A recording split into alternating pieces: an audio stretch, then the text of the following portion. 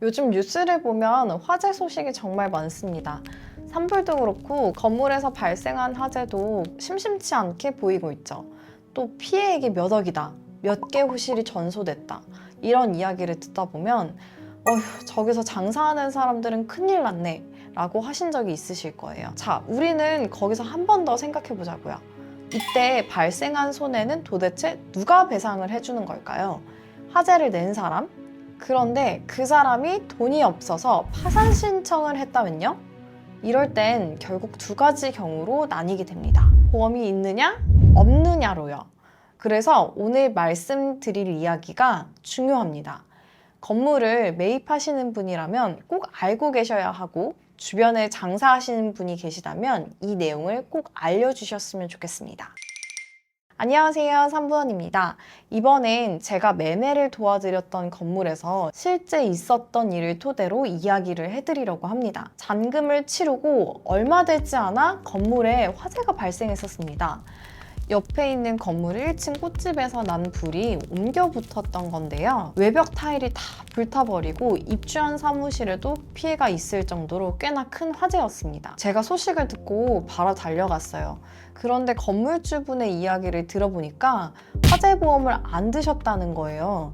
제가 다른 건 몰라도 화재보험은 꼭 들어야 한다고 좀 신신당부를 했었는데 우리 건물엔 화재가 안 나겠지라고 안일하게 생각하셨던 것 같아요. 그 화재보험이 안 들어가 있으면은 그럼 보상 못 받으신 거 아니에요? 보상은 받기는 받으셨어요. 화재가 옆 건물 임차인 과실로 일어났다는 게 확인이 됐고 원인이 명확했거든요.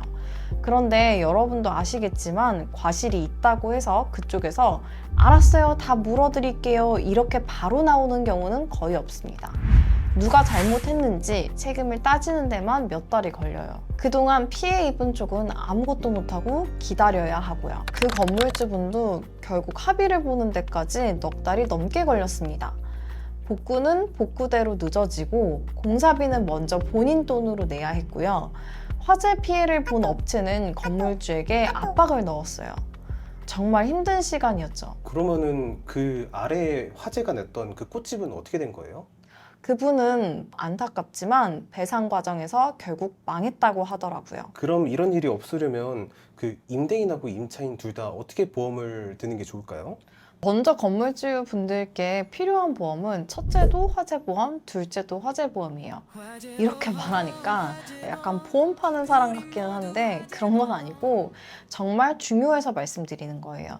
특히나 불특정 다수가 왔다 갔다 하는 상업 건물 같은 경우에 더더욱 필수입니다. 이 보험은 건물이 불에 탔을 때 구조물이나 외벽, 내부 설비 등을 복구해주는 보험입니다. 그리고 여기서 하나를 더 추가하자면 누수 특약까지 설정해 주시는 게 좋습니다. 상업용 건물은 생각보다 누수 사고가 자주 발생합니다. 위층에서 물이 내려온다거나 옥상에서 빗물이 새어 들어오면서 하자가 생겼을 경우 누수 특약이 있으면 피해 복구 비용이나 임차인 손해에 대한 보상도 가능해져서 분쟁도 줄고 비용 부담도 훨씬 줄어듭니다. 여기에 추가로 시설 소유자 배상 책임 보험도 있는데 건물 외벽이 떨어져서 사람이 다치거나 바닥에서 넘어져서 사고가 나면 건물주는 법적으로 배상 책임을 지게 되는데요. 이 보험이 있으면 그 책임을 상당 부분 커버할 수 있습니다. 이렇게 설정해두면 그 혹시나 사고가 발생해도 골머리 썩을 일이 좀 많이 줄어들긴 하겠네요. 맞아요. 흰머리가 늘어나지 않으려면 이런 보험은 챙겨두시는 게 정말 좋죠. 그리고 임차인의 경우엔 점포 화재 보험을 들어두시는 게 좋습니다. 인테리어, 비품, 냉장고, 전기 설비, 재고품까지 이게 다 불탔을 때 보상해주는 보험입니다. 건물주가 들어둔 화재보험은 말 그대로 건물만 보상해주지 임차인의 자산까지 커버해주진 않습니다. 그리고 정말 중요한 게 휴업 손해특약인데요. 화재든 누수든 점포를 며칠 동안 문 닫게 되면 그 손해는 생각보다 좀 큽니다. 그 기간 동안 매출은 0원이잖아요. 이걸 일정 기간 보상해주는 특약인데 생각보다 많은 자영업자분들이 이걸 모르고 그냥 넘어가세요. 하지만 실제 화재가 나면 제일 절실한 게 이 특약입니다. 여기에 유리파손, 간판 손해, 전기 설비 특약 같은 것도 업종에 따라서 선택적으로 들어야 합니다. 특히 카페나 꽃집, 미용실처럼 유리가 많은 업종은 유리 파손 특약을 꼭 넣어놔야 하고요. 이렇게 구성하면 그 모든 상황에 다 배상받을 수 있는 거예요? 이게 참 중요한 부분인데요. 보험을 들었다고 해서 또 무조건 보상이 되는 건 아닙니다. 예? 왜요? 제가 제 돈 넣고 보험에 들었는데. 이게 과책 사유가 본인에게 있다고 하면 보험사가 지급을 거절할 수도 있거든요. 이건 임대인, 임차인 공통된 부분이 많은데 대표적인 게 비례보상 제도예요.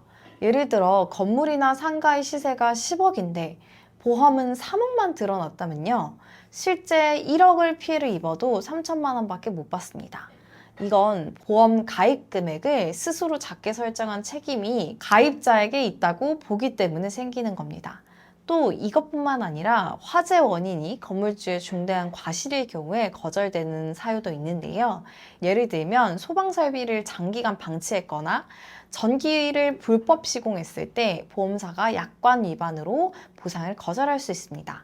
무허가 건물이나 불법 증축된 공간도 마찬가지인데요. 이 역시 약관 위반으로 간주돼서 사고가 나도 보상에서 제외됩니다. 결국 화재와 같은 피해가 생겼을 때 피해를 문제없이 보상받으려면 이런 부분을 꼭 제대로 알고 있어야 합니다. 보험이라는 건 가입해놨다가 중요한 게 아니라 어떻게 구성했느냐가 핵심이거든요. 어떤 특약이 들어갔는지, 금액은 적절한지, 면책 조항은 뭔지. 지금 이 영상을 보시는 분들 중에 자영업 하시는 분들, 건물을 소유하시는 분들, 아니면 가족 중에 그런 분들이 계시다면 오늘 내용 꼭 공유해 주세요. 다음에는 또 다른 내용으로 찾아뵙겠습니다.